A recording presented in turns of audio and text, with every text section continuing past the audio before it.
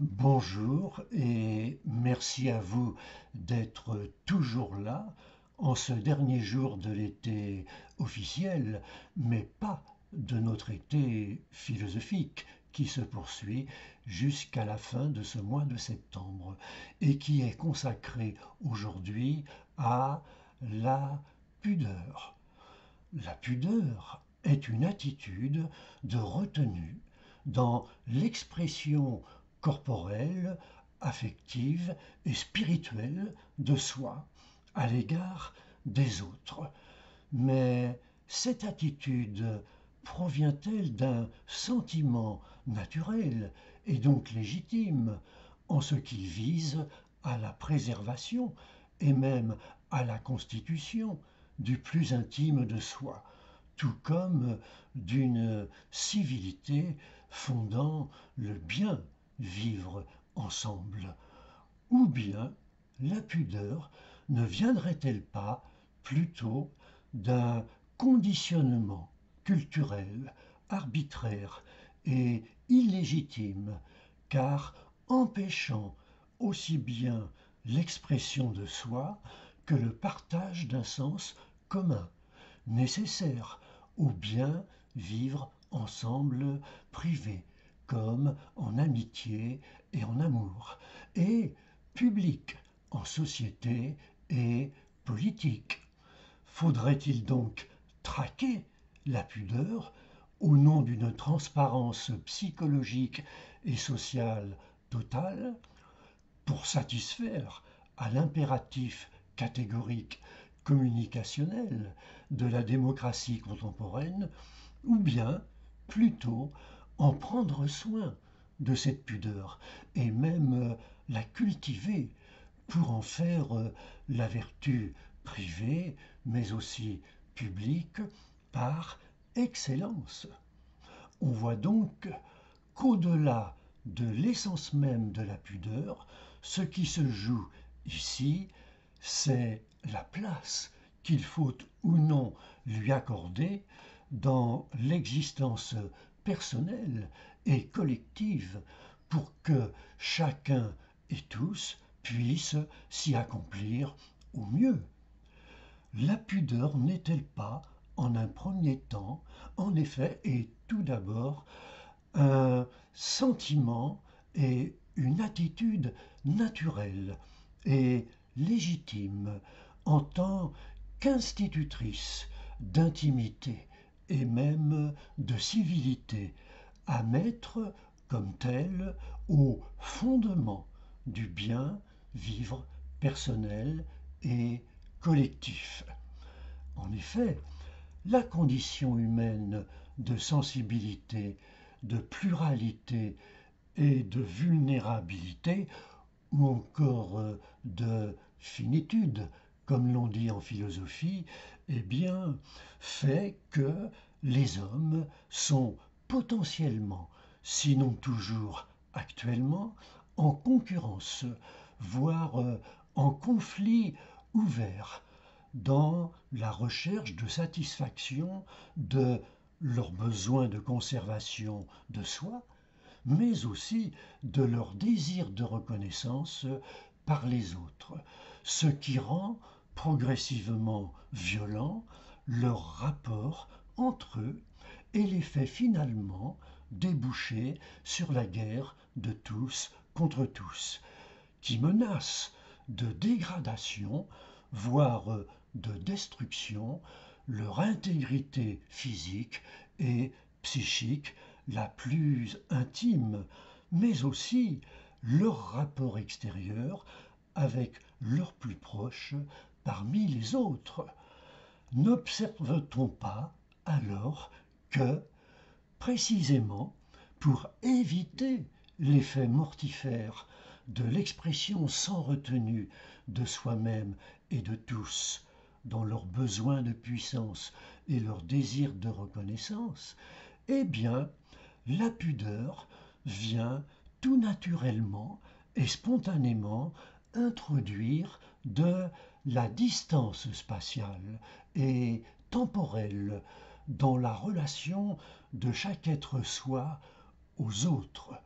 la réserve, la retenue, dans l'expression de soi, de son corps, de son cœur, mais aussi de son esprit, vient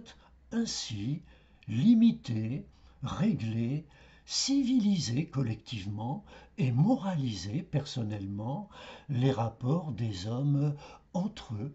et les rapports de chacun avec lui-même, comme le figure poétiquement Platon dans sa métaphore de l'âme humaine comme étant un attelage ailé, je cite, dont le bon cheval, amoureux de l'honneur, de la tempérance et de la pudeur,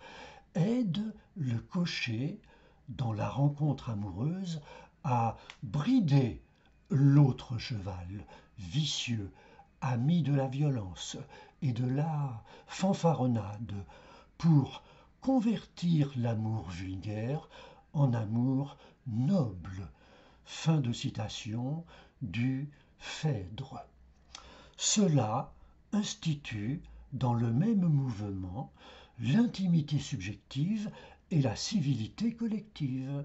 des états de paix intime de soi avec soi et ses plus proches, et un état de paix civile avec les autres membres de la même société, par le biais du partage d'un sens commun établi par un échange langagier, dialogue privé ou débat public respectueux, notamment des personnes dont on ne partage pas et même dont on critique les sentiments ou les idées. Mais en quoi consiste plus précisément la pudeur pour que l'on puisse à bon droit lui attribuer autant de mérite? Eh bien, elle consiste en un double mouvement paradoxal d'extériorisation et de retenue de soi, dans le dévoilement de son anatomie sexuelle surtout, de son affectivité amicale et amoureuse notamment, mais aussi de ses pensées, dont ses opinions politiques et ses croyances religieuses. Double mouvement, donc, qui à la fois montre et cache, dévoile et voile, extériorise et intériorise, dans une situation d'expression, donc, mais aussi de communication, puisque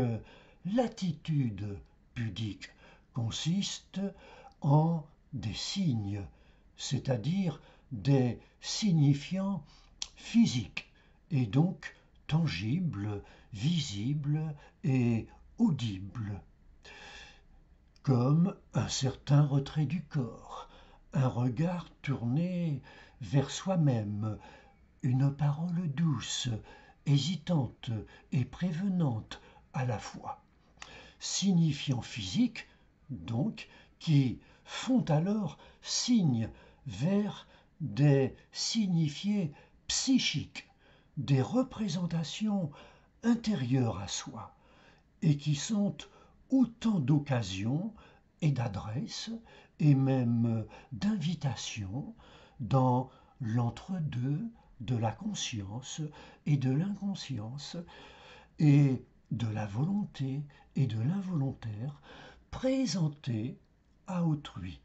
pour lui signaler à la fois l'existence d'une intériorité subjective, une et unique, et le désir d'en témoigner aux autres avec tact, la pudeur étant le tact de l'âme, dit le moraliste français Joubert du XVIIIe siècle. Et cela, donc, en vue d'un partage qui soit apaisant pour autrui comme pour soi-même, constituant ainsi une promesse et même une proposition de paix intime et de paix civile, au moins pendant le moment du temps et dans le lieu de l'espace de cet échange symbolique, qui œuvre donc à la constitution de l'intimité, d'un quant à soi, ou encore d'une vie intérieure, alors augmentée et justifiée d'être connue et reconnue par un autre soi qui est lui-même ainsi et aussi appelé à la constitution de sa propre intimité et d'une civilité commune. Cela fonde alors un sens commun partagé, que ce soit dans la vie privée amoureuse, par exemple, ou dans la vie publique civile, puisqu'il n'est rien de plus désirable que l'invitation dévoilée, voilée, à faire la paix dans l'union des cœurs et des esprits. Comment résister à cette invite ou la débouter? Comment ne pas lui accorder son assentiment et donc son consentement privé, amoureux notamment, et public, civil? Sinon, s'inquiète Rousseau, je cite, que deviendraient les hommes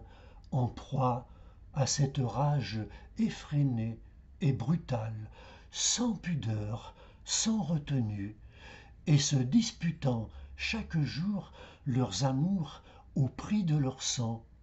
Rousseau précisant que de cette seule qualité découlent toutes les vertus morales et sociales. Fin de citation du discours sur l'origine et les fondements de l'inégalité parmi les hommes. Un tel sens ou sentiment, à la fois moral et social, donc, une telle pudeur naturelle, constitutive de la condition sensible de l'homme, ne doit-elle pas être alors non seulement connue et reconnue de fait, mais aussi respectée et pratiquée, ou encore cultivée de droit, notamment dans la sphère privée de l'affectivité interpersonnelle, familiale, en amitié et en amour, où l'éveil et l'accroissement du désir se soutiennent de ce qui est montré, caché, découvert, couvert,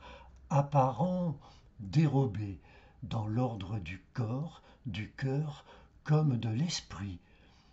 mais aussi dans la sphère publique, où la retenue des pensées, des paroles et des actions fonde une entente sur un contrat social, implicite quant aux mœurs, mais plus explicite quant aux institutions, propice à l'établissement d'un état de droit à la fois pacifié par la loi et justifié par l'égale reconnaissance de tous et de chacun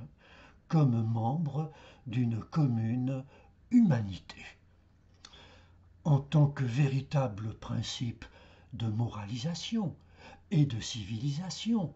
donc, la pudeur ne pourrait et surtout ne devrait-elle pas alors être élevée à la dignité de premier droit de l'homme et du citoyen dans le nécessaire combat à mener contre la violence de la grossièreté et de l'agressivité naturelle et de l'envie et de la jalousie culturelle en vue de l'institution d'un lien social pacifiée, fondée sur la reconnaissance mutuelle et égale de leur intimité réciproque, protégée et même promue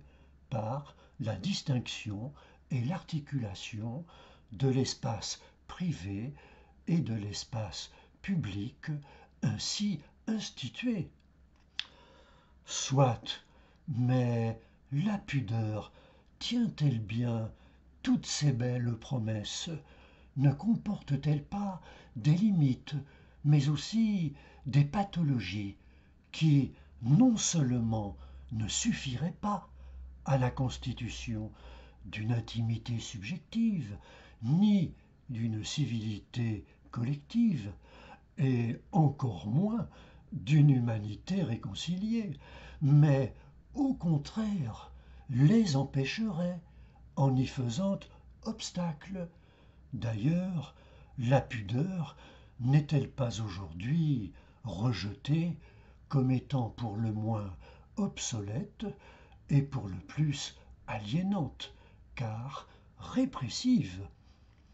En effet, et en un second moment, la pudeur, bien loin d'être un sentiment et une attitude naturelle, car sensible et immédiat, ne serait-elle pas d'ordre culturel, une construction psychologique et sociologique et pédagogique infiniment variable historiquement et donc artificielle et arbitraire et même contraignante et aliénante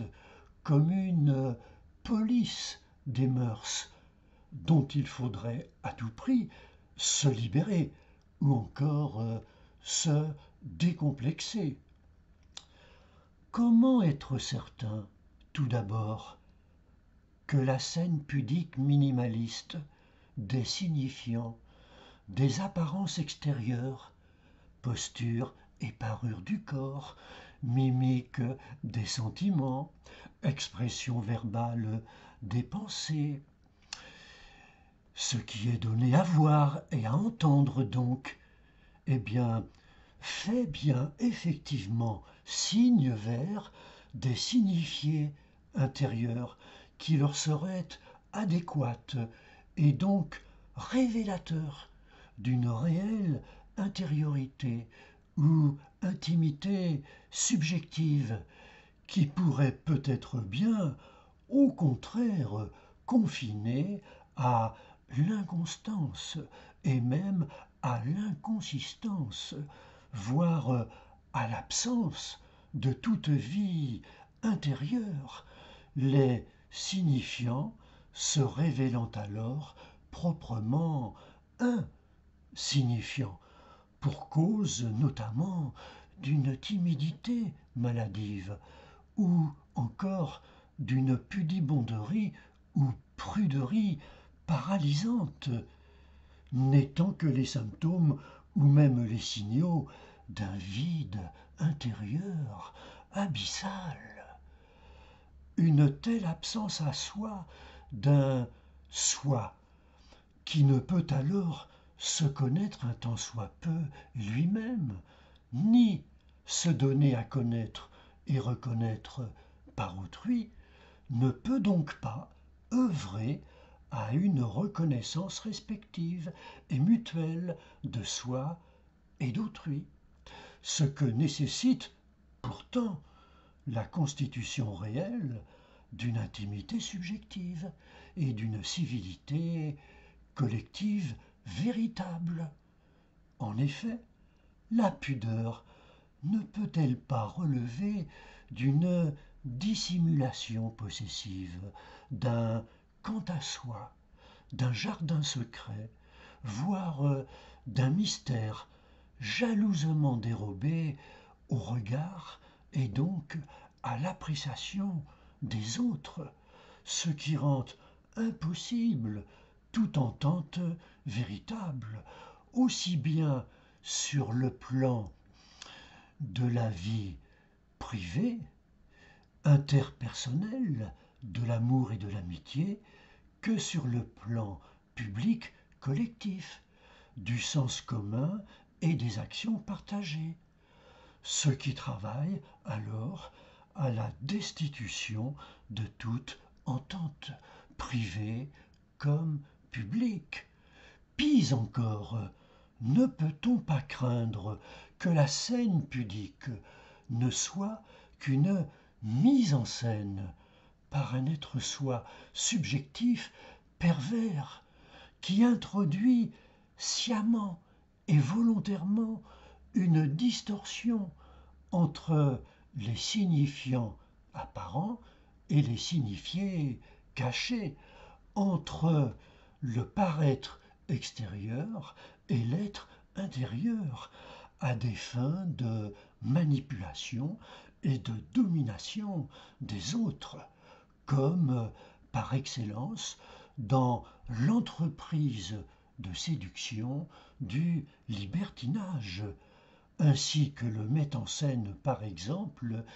les liaisons dangereuses de Couderlos de Laclos,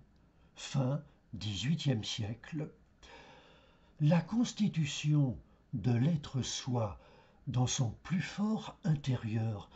ne nécessite-t-elle pas alors que soit substituée au sentiment et à l'attitude pour le moins ambiguë, car opaque, de la pudeur, une volonté de transparence maximale, voire potentiellement totale, des relations interpersonnelles psycho-affectives, comme dans un sentiment amoureux qui ne saurait exister réellement s'il n'est pas du tout ou pas suffisamment exprimé,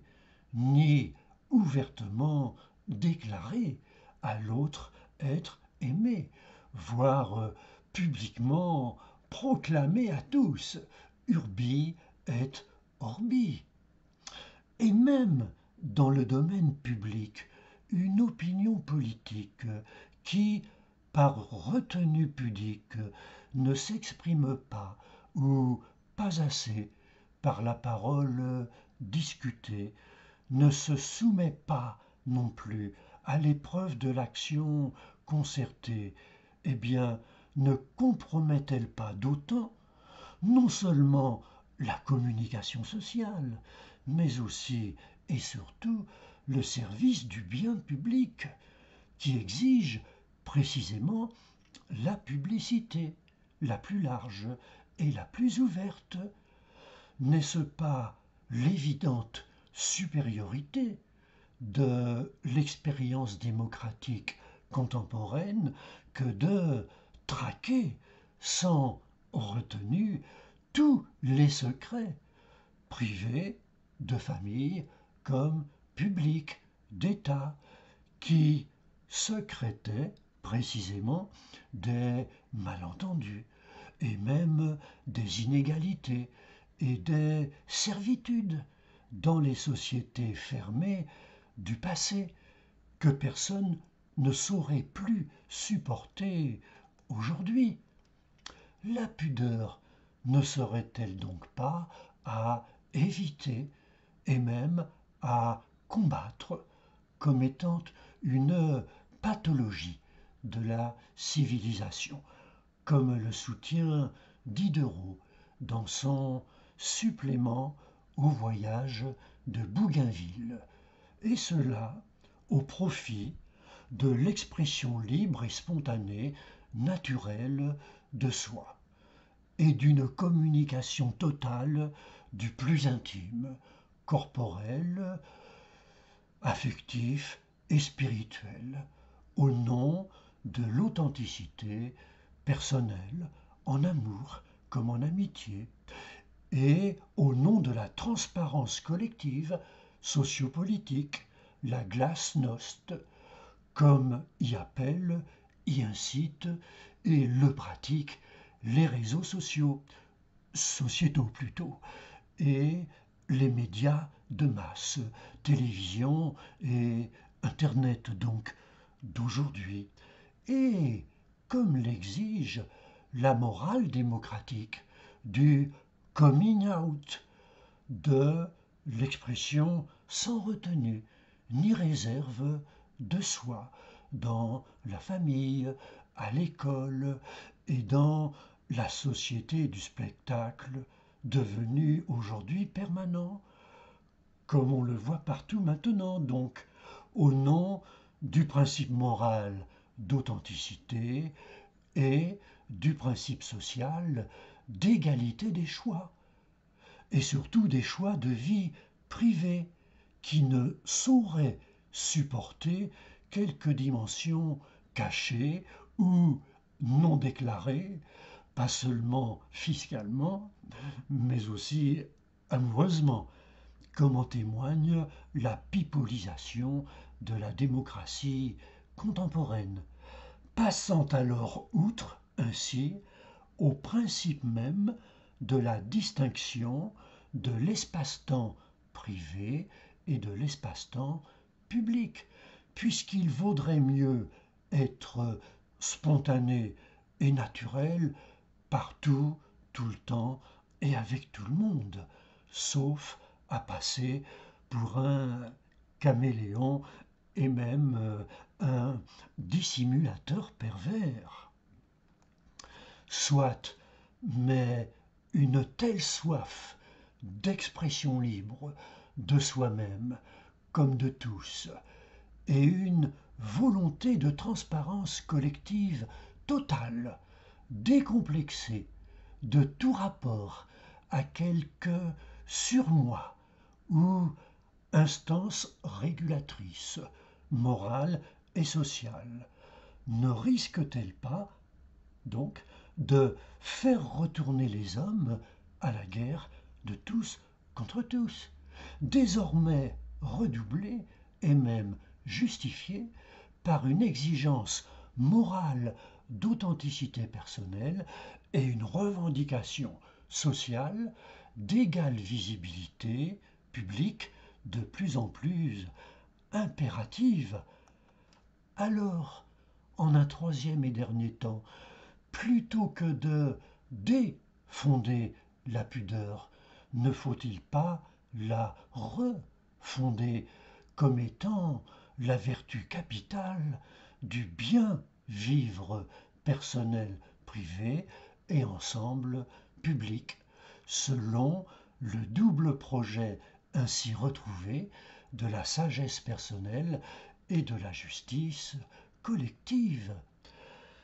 À défonder la pudeur, comme en notre deuxième moment, ne risque-t-on pas, en effet, de sacrifier le fort intérieur du plus intime de soi, comme des autres, à un expressivisme sans retenue, car prétendument authentique, et à une obscénité dévergondée ou sans vergogne, au prétexte d'être décomplexé? Et donc ne risque-t-on pas de revenir à la guerre de tous contre tous, et même de l'empirer, au sein même de l'état de culture cette fois, en s'autorisant de la prétention à la légitimité, dit Rousseau, d'un amour de soi devenu amour-propre, hystérisé par la promesse de jouissance et de reconnaissance maximale pour tous que fait miroiter notre société du spectacle, devenue obscène de par sa volonté de mise en scène permanente et totale des apparences ou signifiants, au détriment des essences ou signifiés, du paraître au détriment de l'être, sous le prétexte qu'il faudrait désormais paraître pour ne pas disparaître, jusque dans le coming out, donc, ou déballage public de soi, dans la télé-réalité ou les réseaux sociaux, sociétaux plutôt, donc, notamment de dirigeants politiques qui, symbolisent ainsi la fonction représentative et significative qui leur a été confiée. En un tel état civil corrompu, dit Rousseau, je cite, tout se réduisant aux apparences, tout devient factice et joué, honneur, amitié, vertu, et souvent jusqu'au vice même, dont on trouve enfin le secret de se glorifier. Fin de citation du discours sur l'inégalité. N'est-ce pas alors la sphère privée marchande de la fameuse société civile qui colonise et destitue à la fois la sphère de la vie intime et la sphère de la vie publique, en leur imposant de plus en plus les pseudo-lois de son espace et de son temps, d'une marchandisation de plus en plus obscène de sa prétention impériale à la domination totale sur les corps, les cœurs et les esprits. Mais que penser aussi de telle ou telle appartenance communautaire, voire de telle ou telle foi religieuse qui dit s'opposer à l'impudeur marchande en se réclamant d'une pudeur corporelle et spirituelle que l'on pourrait et même devrait comprendre, voire partager, si elle-même ne témoignait pas assez souvent d'une impudeur idéologique provocatrice, qui consiste à sursignifier ostensiblement une fin de non-recevoir, opposée à tout examen dialogal, d'une différence culturelle alors affichée comme étant irréductible et donc inaccessible à toute tentative d'entente. La laïcité ne serait-elle pas alors la condition de possibilité institutionnelle de relations privées et publiques pudiques, opposables aux diktats souvent conjoints de l'obscénité du marché et de la fierté des communautés, relations pudiques sans lesquelles ne se peut aucun véritable bien vivre ensemble, mais aussi personnel, ce qui exigerait sans doute quelque refondation républicaine de la démocratie contemporaine. On ne peut et ne doit donc ni défonder la pudeur au profit d'une impudeur, impudence, indécence, sûre d'elle-même et dominatrice, ni s'en tenir à une pudeur qui s'autoriserait d'une naturalité telle qu'elle enfermerait en eux-mêmes les individus comme les groupes humains, empêchant ainsi toute intimité comme toute société réellement ouverte. Il faut donc tâcher modestement mais résolument de refonder d'urgence la pudeur, ce qui ne se peut que par l'éducation raisonnable, la culture donc de cette aspiration à la mesure, l'éidos grec maîtrisant l'oubris, la démesure. Aspiration à la mesure donc que l'on peut dire naturelle, certes, en ce que la pudeur participe du plus propre de l'homme, de son essence même, mais qu'il faut discipliner, cultiver, donc pour en actualiser la potentialité et lui faire reporter tous ses fruits, c'est-à-dire toutes les vertus morales et sociales, qui consistent dans le juste milieu, dit Aristote dans Éthique à Nicomaque. Juste milieu entre le trop peu et le trop, entre l'absence et l'omniprésence, entre le manque indigent et le contentement satisfait, entre le caché et l'exhibé. Cette capacité oxymorique d'œuvrer à la synthèse des contraires fait de la pudeur une qualité fragile, comme le charme et l'humour, qui ne se peuvent qu'à ne pas trop peu ni trop en faire, ou en rire, ou encore en dire, comme en ce moment, et ici même, peut-être. Concluons donc. La pudeur ne serait-elle pas, alors, non seulement une vertu, mais ce qui fait la vertu de toutes les autres vertus, ce juste milieu, donc, entre les extrêmes opposés, comme la décence, entre deux de l'impolitesse et de la flatterie, ou encore le courage, comme entre deux de la lâcheté et de la témérité. Juste milieu qui ne soit pas un médian tiède et affadi, mais le sage et juste entre deux des corps, des cœurs et des esprits qui se côtoient, qui s'éprennent et qui s'entendent ou se comprennent dans le dévoilement réciproque discret, le clair-obscur complice,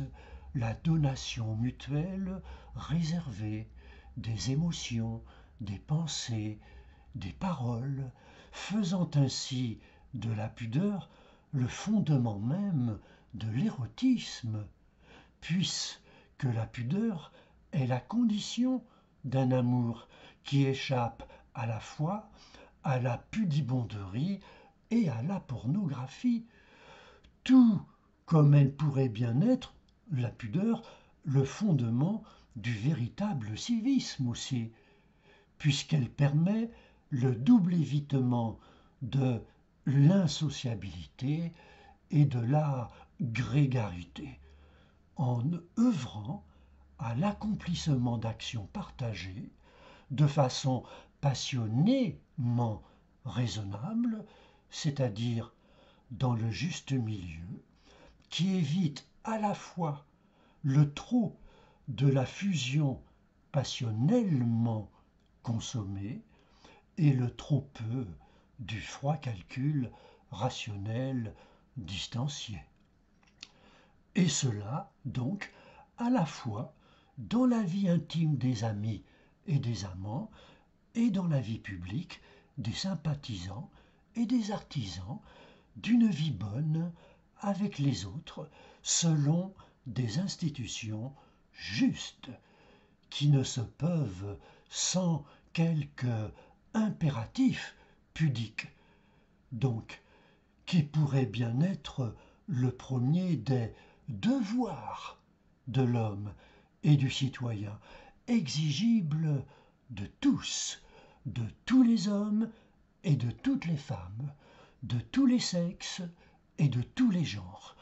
toutes les conditions sociales, toutes les générations,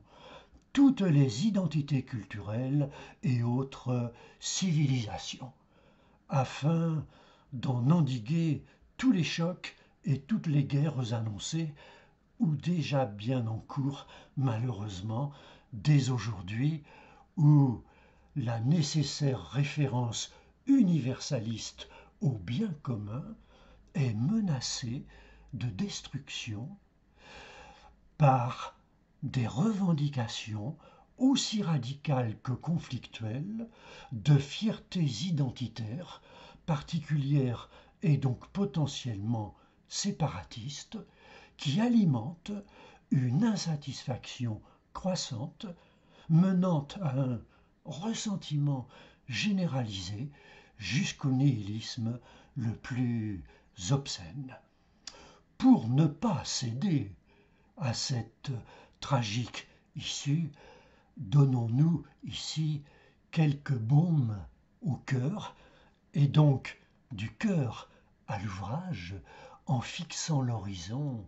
de ce beau propos de André Suarez, écrivain français fin 19e, début 20e siècle, dans Voici l'homme, je cite, la pudeur est le parfum de la volupté. La satiété est l'arôme du dégoût et la pudeur accroît la volupté, comme la satiété l'écœure. Merci encore de votre patiente attention et à une fois prochaine si vous le voulez toujours bien, et bonne rentrée à tous et bonne fin d'été philosophique.